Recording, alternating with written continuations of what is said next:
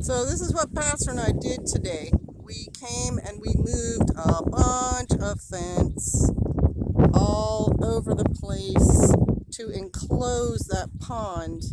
And way down at the end, the goats are figuring out how much room they actually have.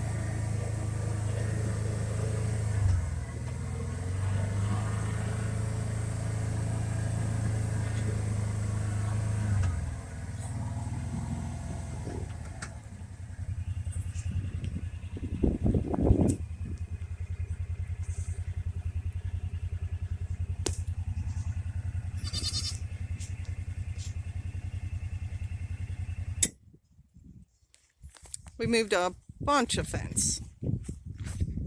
And this whole area is just verdant with bushes and briars and cedars, and the goats will clear a lot of that. Blackberry bushes, they're going to eat the leaves off of them.